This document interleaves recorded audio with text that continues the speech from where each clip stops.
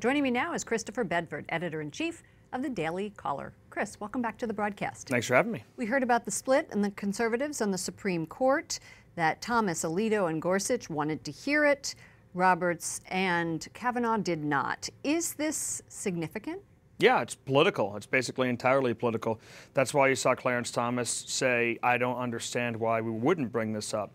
The Supreme Court's job is basically to make a ruling when the lower courts disagree. And as of right now, different areas of the United States, the law is being brought down in a different way, where some states are allowed to remove Planned Parenthood's funding, or in other states, the individuals have the ability to petition the state and to sue over that.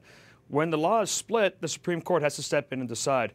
And this obviously, it wasn't a legal question here. It was a political question by Roberts and Kavanaugh. We heard in Jason's report, pro-life groups like Americans United for Life are disappointed that they declined to rule on this procedural question. Are we likely to see this come up again in front of the High Court? Yes. This is simply a delay. It's most likely because Roberts and Kavanaugh feel that the court has been dragged into a dangerous place by the Kavanaugh hearings. People have become partisan. They don't want the court to have the polling that Congress has, the polling that the executive has, because they want to stay above that fray. And they've got pretty good polling right now with the American people. And they feel like if they jumped right into an issue as controversial as abortion, then they would hurt the name of the court. But they also know this is necessarily has to come back before them because, again, the law is divided throughout the country, and you can't have that. Mainstream media are labeling this as a win for Planned Parenthood.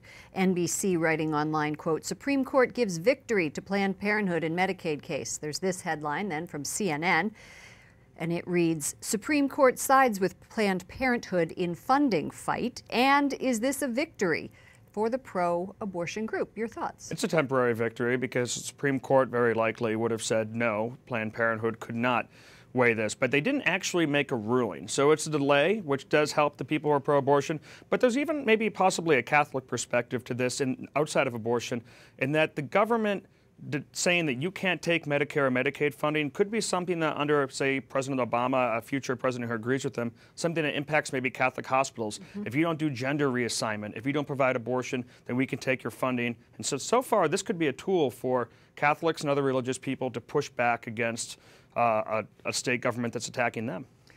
Before we go, I want to turn to the recent EWTN legal victory in its 7-year fight against the Obama administration's contraceptive mandate.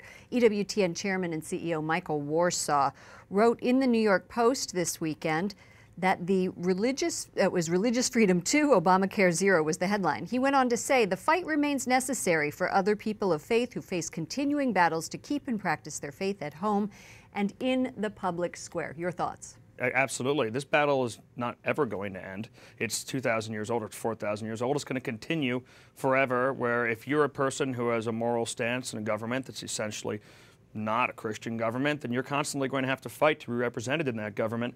And the way that society is moving right now, broadly, even without the help of the Obama administration anymore, is still towards a idea that Christian and Christian beliefs are considered bigoted by large segments of society. And if you want to hold to that, then you're going to have to practice publicly. Thank you so much, Christopher Bedford, editor-in-chief of the Daily Caller. Thank you.